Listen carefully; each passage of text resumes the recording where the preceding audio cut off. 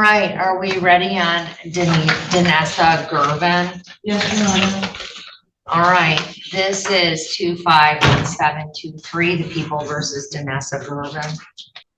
No man is worth destroying your entire future, but she almost did. Full-time student, no criminal record, smart girl chasing respiratory therapy degree, then one hot-tempered moment, she storms into another woman's home and assaults her over a guy. Could have been 20-year felony home invasion. Victim's life shattered, panic attacks, nightmares, anxiety meds, month off work, terrified for her 2-year-old daughter who could have been there. Judge looks her dead in the eye. Women always attack each other instead of the real problem, the man in the middle. No man is worth ruining your life. Nobody. Pregnant with regret. Victim's raw pain. Judge's brutal wisdom. This is about to get emotional. What punishment does she get? Watch now. All right, counsel, have you had a chance to review the pre-sentence investigative report? I did. I reviewed it with my client, and I do have one addition/correction to make, and that would be on the first page under employment income. It indicates that the defendant reports she works in security through a temporary agency and has been there for about 4 months. She does work temporarily, but she is also a full-time student right now, so she's not currently working.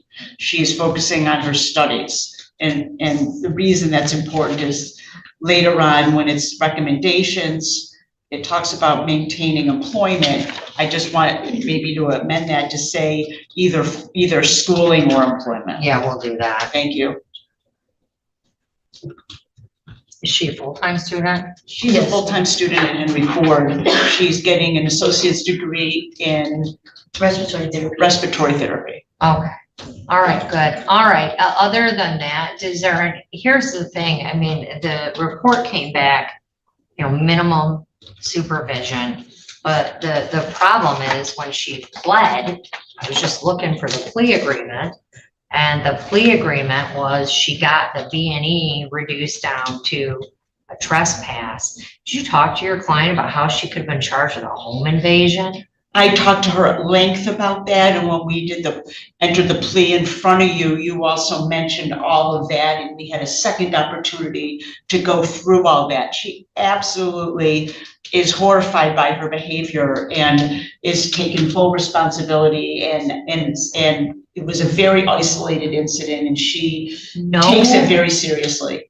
No man is worth you ruining your life. They're not. And when you go into a situation, women do this all the time, and it's always so, if a guy is seeing another female, the female gets mad at the other woman, and it's like this guy's in the middle being a dog. And I mean, I don't know give full story here. I don't know if he was or wasn't, but it's like this reaction that women have to attack each other instead of the problem causer. Or just walk away and say, like, I don't need this guy.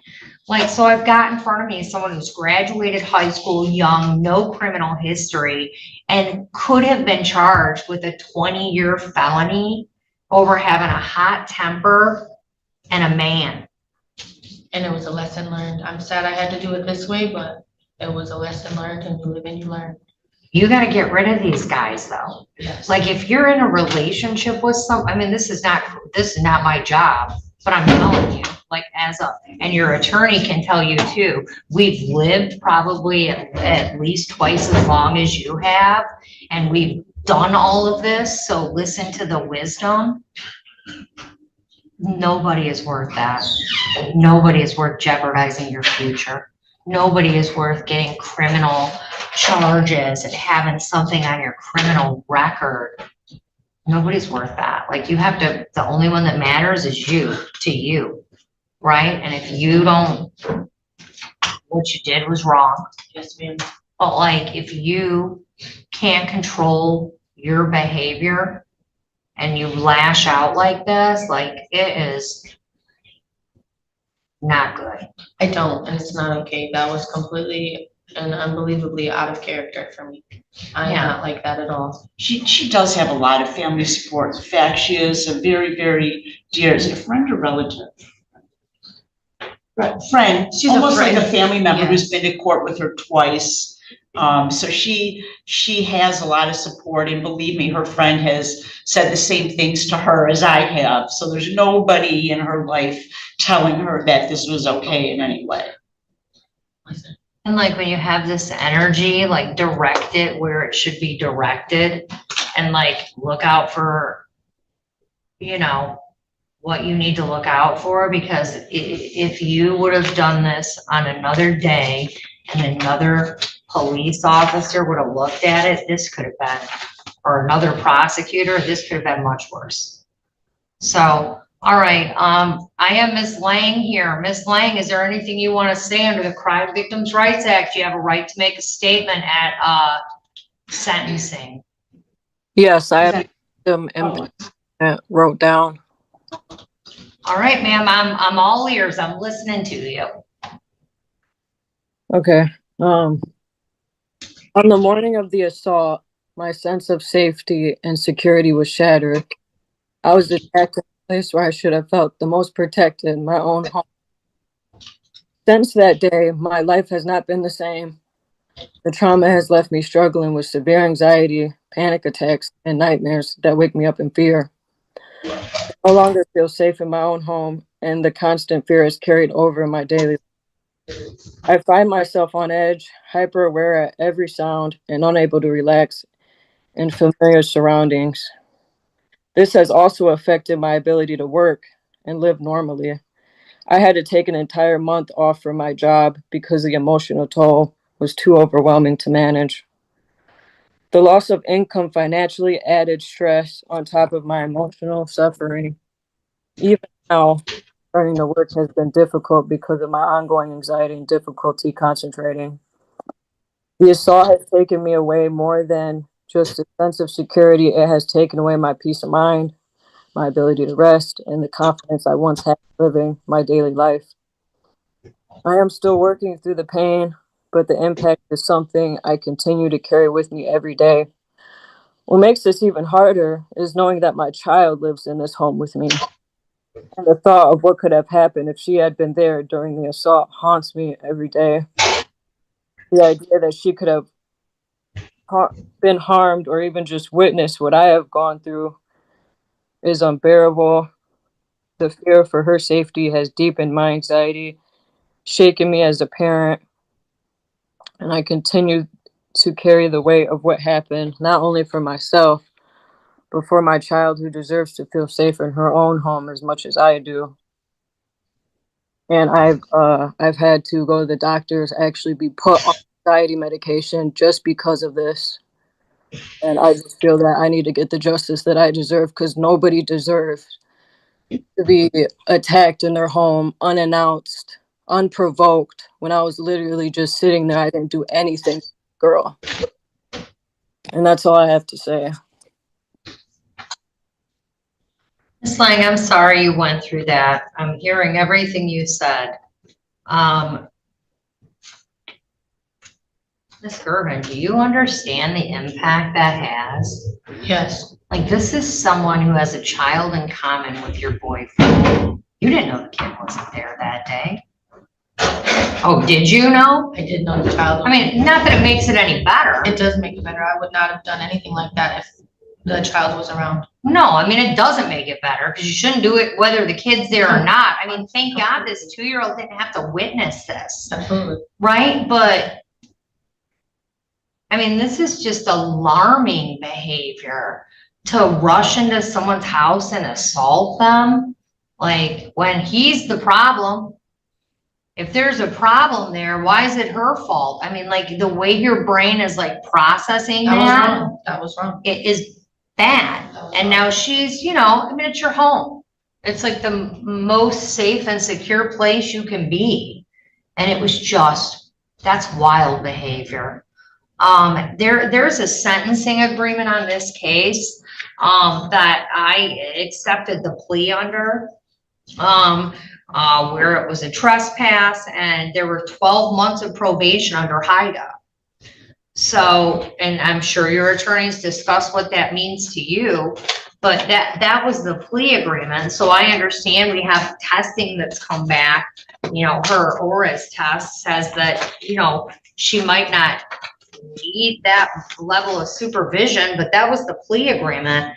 And I mean, just hearing the complaining witness on this and being aware of some of the facts of the case make me believe that it is appropriate.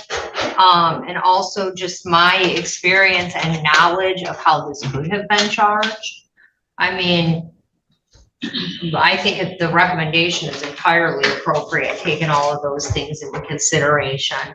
So I'm going to adopt the recommendation.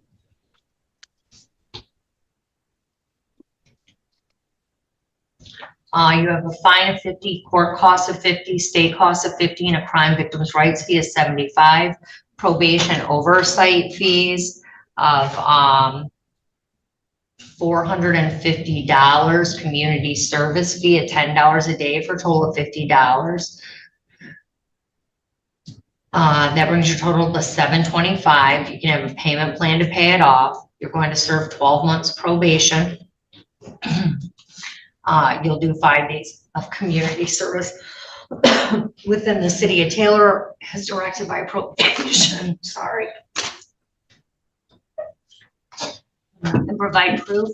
You'll abstain from the use or possession of alcohol or controlled substances unless they're prescribed by a physician. Documentation will be required. For the term of your probation, you'll also be subject to testing as deemed necessary.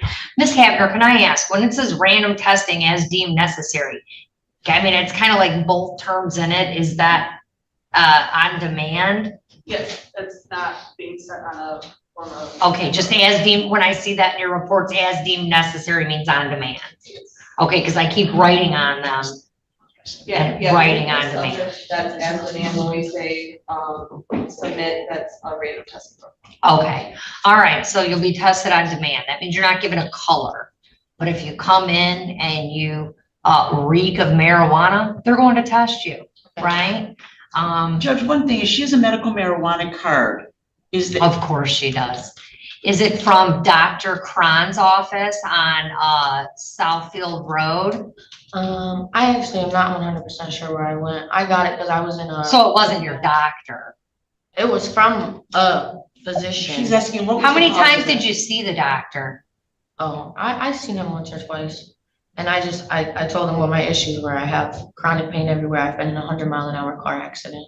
Well, you can provide proof of that card and that there's a bona fide relationship with the doctor. There are statutory requirements, and just because they give them out for free doesn't mean that you've met those requirements. I'll explain it to you. All right, so we'll need proof for the medical marijuana, and then if it's satisfactory, you're fine. If it's not satisfactory, then we'll set a hearing.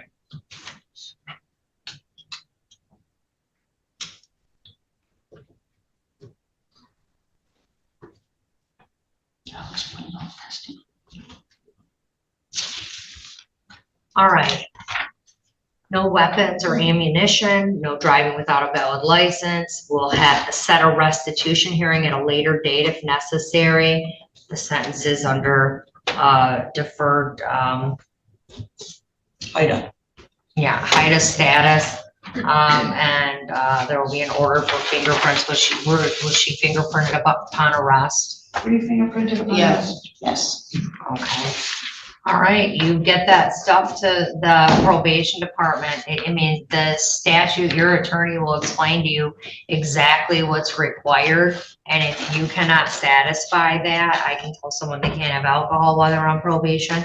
I can tell you can't have recreational marijuana. And if you don't meet the elements required for a medical marijuana card, then that's a problem. All right. Thank you so much. Yep, So we go down to probation now. Yeah, and they'll set up our orders of appointment with her, except for they're all up here today, but the clerks will get it done. Thank you so much. Thank you. Thank you, Your Honor. This sentencing just hit different.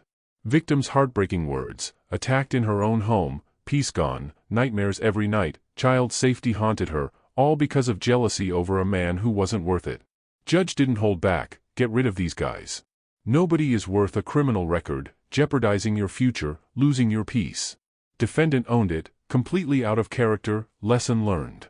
Final hammer, 12 months probation, Hyde status, $725 in fines, 5 days community service, random drug tests, on demand, medical marijuana proof required, or more trouble. No man is worth that chaos. Choose yourself. If these raw, emotional courtroom wake-up calls fire you up, jealous rage gone wrong, judges dropping life lessons, victims speaking truth. Smash like if the judges, no man is worth it, line hit hard, comment, ever lost control over someone not worth it, share this to someone who needs the reminder, and subscribe now with bell on. More jealous blow-ups. More tough love judges. More real-life lessons, only on Legal Affair Network. Hit subscribe, next story is even crazier.